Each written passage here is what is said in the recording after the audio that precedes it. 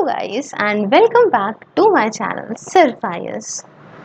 दोस्तों, आज हम वर्ल्ड हिस्ट्री की सीरीज को कंटिन्यू करते हुए जो टॉपिक पढ़ेंगे वो है unification of Germany and Italy का। ये विजन आईएएस के नोट्स हैं जिन्हें मैं एक्सप्लेन कर रही हूँ स्टोरी फॉर्म में। आइए शुरू करने से पहले चैनल को सब्सक्राइब कर लीजिए, बेल आइकन को जरूर प्रेस करिए ताकि आपको रेगुलर अपडेट्स मिलती रहें।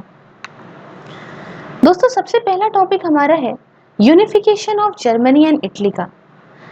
इसके बैकग्राउंड में आप समझिए। देखिए, जो मेजर फीचर था 19th सेंचुरी यूरोप का वो था स्ट्रगल नेशनल यूनिफिकेशन और इंडिपेंडेंस के लिए। दोस्तों, बेल्जियम और ग्रीस इंडिपेंडेंट हो चुके थे इस सेंचुरी में और जर्मनी और इटली निकल के आए थे यूनाइटेड इंडिपेंडेंट स्टेट्स के तौर पे। तो सबसे पहले हम यूनिफिकेशन ऑफ जर्मनी को समझेंगे और सोशल और इकोनॉमिक कंडीशंस को जानेंगे।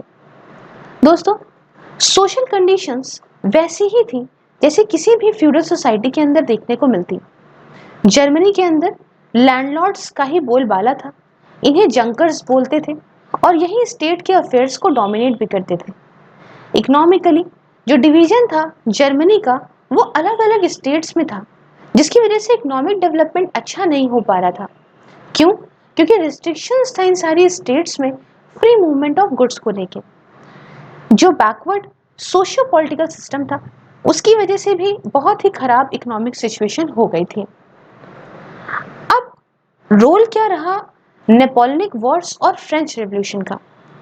दोस्तों, 18th सेंचुरी में जर्मनी डिवाइड हो गया बहुत सारी स्टेट्स में।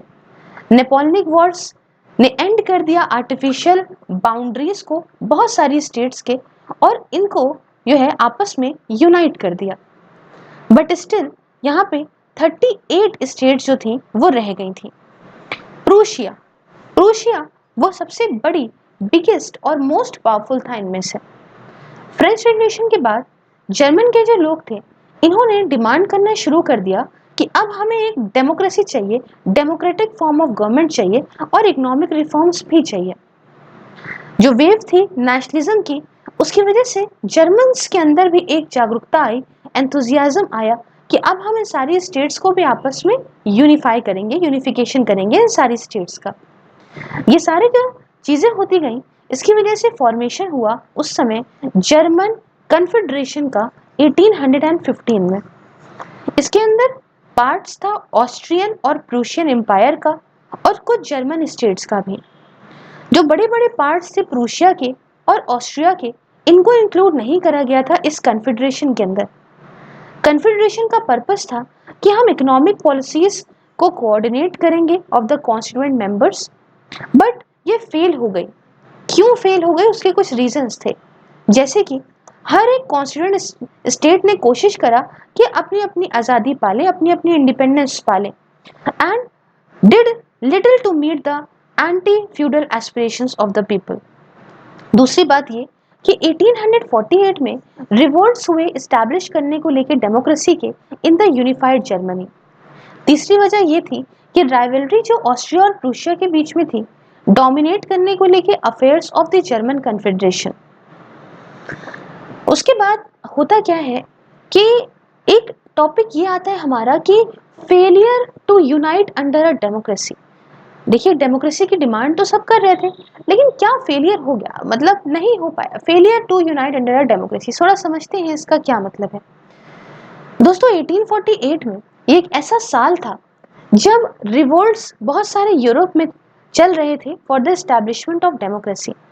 ये सारे रिवोल्ट जो है इन्हें लीड करा जा रहा था वर्कर्स के द्वारा।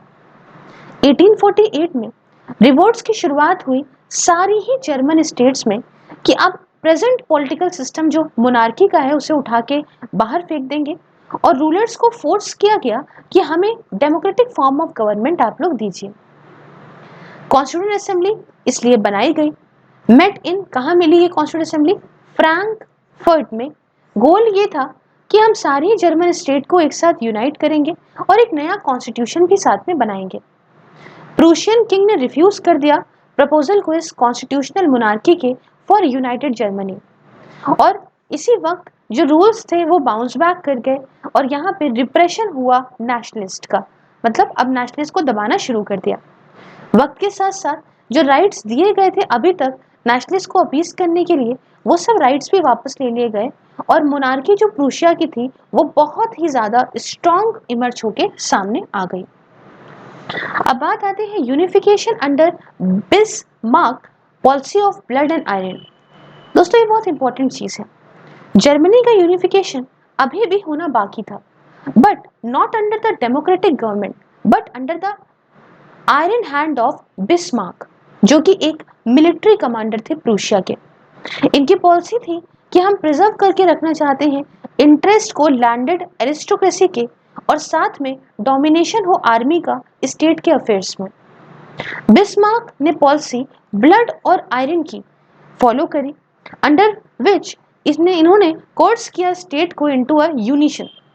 जो पॉलिसी थी उसे इम्प्लीमेंट करा गया धीमे धीमे, काफी ज्यादा स्ट्रेटेजिक एक्सपर्टाइज के साथ। एम ये था पॉलिसी का कि हम यूनाइट करेंगे जर्मनी को प्रूशियन मोनार्की के अंदर, और इसके अंदर ये होगा कि bringing down the German confederation.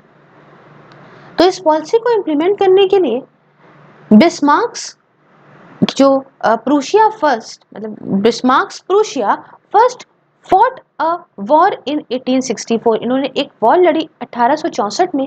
इसमें अलायंस मिला इनको ऑस्ट्रिया का, और ये वॉर थी अगेंस्ट डेनमार्क, ताकि ज्यादातर जो टेरिटरी है जर्मन कन्फेडरेशन की उसे अनेक्स किया जा सके। उसके बाद इन्होंने इटली के साथ अपना अलाय बनाया। 1866 में साथ आए इटली के साथ, ताकि ऑस्ट्रिया को डिफीट कर सके। दिमाग देखिए, and removed it from the German confederation. समझे, he allied with Italy in 1866 to defeat Austria and removed it from the German confederation. Consequently जो कन्फेडरेशन थी वो खुद में खुद भी खत्म हो गई। अब क्या हुआ, 1867 में बिस्मार्क ने एक नॉर्थ जर्मन कन्फेडरेशन को बनाया और इन्होंने 22 जर्मन स्टेट्स को यूनाइट करा, बट साउदर्न जर्मन स्टेट्स को एक्सक्लूड कर दिया, जैसे कि बेरेविया जो इंडिपेंडेंट रही। इसके साथ साथ चीजें आगे बढ़ी। जो कॉन्स्टिट्यूशन था इस कन्फेडरेशन का, उससे यहाँ पे इसने प्रूशियन किंग को हेरिडिटरी हेड बना दिया था स्टेट्स का। और जो साउथ की स्टेट थी इन्होंने प्रो ऑस्ट्रिया पॉलिसी को फॉलो करा, बट इन्हें फोर्स करा गया कि ये यूनाइट हो जाएं after the German victory in Franco Prussian war of 1870। दोस्तों जो ये फ्रांको प्रूशियन वॉर थी 1870 में, इसकी वजह से फाइनल यूनिफिकेशन हुआ जर्मनी का। और 1870 में जो फ्रेंच मोनार्की थे वह टायरनी एंड कंडीशन जो थी वो ऐसी थी कि एक दूसरा रेवोल्यूशन लाया जा सकता है जिससे डेमोक्रेटिक रिपब्लिक को एस्टैब्लिश किया जा सके। दोस्तों फ्रेंच किंग जिनका नाम था लुइस बोनापार्टे, इन्होंने डिक्लेयर कर दी वॉर जर्मनी के ऊपर 1870 में। ये चाहते थे यूज करना वॉर विक्ट्री का, ताकि लोगों का ध्यान जो है वो यहाँ पे डाइवर्ट किया जा सके, एंड यूज करें कॉन्सिक्वेंट वॉर गेन्स को to lend credibility to his regime. दूसरी तरफ बिस्मार्क जो थे वो भी पार्टली रिस्पॉन्सिबल थे प्रवोक करने के लिए इस फ्रेंच को वॉर के लिए। रिजल्ट ये रहा कि फ्रांस जो है वो डिफीट हो गया, वो हरा दिया गया, एंड इसने अपनी मतलब it declared itself Republic in 1871। War और कॉन्सिक्वेंट जो जर्मन विक्ट्री थी इसने बिस्मार्क को अलाउ करा कि बाकी सारा जर्मन स्टेट को भी एब्जॉर्व कर ले into the United Germany in 1871। ये हो गई जर्मनी की बात। अब बात आती है यूनिफिकेशन ऑफ इटली की। दोस्तों यूनिफिकेशन जो इटली का है ये एक 2 स्टेप प्रोसेस था। पहले स्टेप में इसे इंडिपेंडेंस पानी थी ऑस्ट्रिया से, और दूसरे में इसे यूनाइट करना था कॉन्सिक्वेंट जो इंडिपेंडेंट इटालियन स्टेट्स हैं उन सबको एक सिंगल यूनिट में। एक नाम बहुत इंपॉर्टेंट है, मेज़िनी। मेज़िनी और गैरीबाल्डी ये रिवोल्यूशनरीज थे जिन्होंने काफी ज्यादा इंपॉर्टेंट रोल यहाँ पे निभाया था इस प्रोसेस के अंदर। मेज़िनी ने एक ऑर्गेनाइजेशन बनाया जिसका नाम था यंग इटली। इस ऑर्गेनाइजेशन को इन्होंने 1831 में बनाया ताकि यूनिफिकेशन कर सके इटली का। 1831 के बाद से यंग इटली लगातार कोशिश करता रहा रिवोल्ट्स के माध्यम से against monarchy, but all of them जितने भी ये रिवोल्ट्स हुए वो सब फेल हो गए एस्टैब्लिश करने में एक डेमोक्रेटिक और यूनाइटेड इटली को। तब भी इस यंग इटली ने इंतुजियाज करा लोगों को कि आप सब एक साथ यूनाइटेड इटली की तरफ करिए अंडर द लिबरल गवर्नमेंट। अब 1848 के जो रिवोल्ट्स रहे उनका क्या रोल रहा? दोस्तों 1848 के जो रिवोल्ट्स रहे जिन्हें लीड करा जा रहा था इंटेलेक्चुअल्स और लिबरल्स के द्वारा, जो अगेंस्ट थे रिएक्शनरी ऑस्ट्रियन कंट्रोल के और चाहते थे एक लिबरल गवर्नमेंट को। ये रिवोल्ट जो थे इन्होंने यहाँ करा बढ़ाया डेमोक्रेटिक रिफॉर्म्स को, बट इनमें से कुछ भी रिजल्ट नहीं हुआ आज़ादी में। इंडिपेंडेंस नहीं हो पाई ऑस्ट्रिया से, ना ही कोई कंसोलिडेशन हो पाया, एक साथ आ पाई स्टेट्स किसी भी यूनाइटेड इटली के लिए। अब नेक्स्ट टॉपिक आता है unification through Bismarck's like policy of prime minister clever. 1848 के रिवोल्ट्स के बाद कोशिश करी गई कि यूनिफिकेशन किया जाए इटली का, वो करा गया by prime minister clever of the Italian state of Sardinia के द्वारा। इनकी पॉलिसी वैसे ही सिमिलर थी जैसे कि बिस्मार्क की थी। 1859 में सार्दिनिया ने अलाय करा फ्रांस के साथ मिलके इन अ वॉर अगेंस्ट ऑस्ट्रिया, जिसे इसे बहुत सारी स्टेट इटली की फ्री हुई ऑस्ट्रियन रूल से, एंड बहुत सारी जो है वो यूनाइट हुई, मतलब एक साथ आई under the monarch of Sardinia. लेकिन इसमें कुछ एक्सेप्शंस भी था, एक्सेप्ट वेटिनिया जो अभी भी ऑस्ट्रियन रूल के अंदर थी। दूसरी बात कि किंगडम दो सिली, यहाँ आप स्पेलिंग देख लो, सिलिलियस का सदर्न इटली में, which was collective name for kingdom of Sicily, और किंगडम ऑफ नेपल्स का एक कलेक्टिव नाम था जिसे कहते हैं सिसिलीज। ठीक है, ये भी रह गया। और तीसरी बात पैपल स्टेट्स जिनका कैपिटल रोम में था, which was under the direct rule of pope who was supported by the French troops. जो सिसिली और नेपल्स थे उनको आज़ादी मिली डेस्पोटिक रूल ऑफ फेर्डिनेंड II से बाय एक रेवोल्यूशनरी फाइटर्स के द्वारा, जिन्हें लीड करा जा रहा था गैरीबाल्डी के द्वारा। वक्त के साथ मतलब कॉन्सिक्वेंटली इससे क्या हुआ कि both under the Sardinian monarchy in 1860 and kingdom of Italy जो है वो स्टैब्लिश हुआ। दोस्तों एक बहुत फेमस जगह है वेनिस।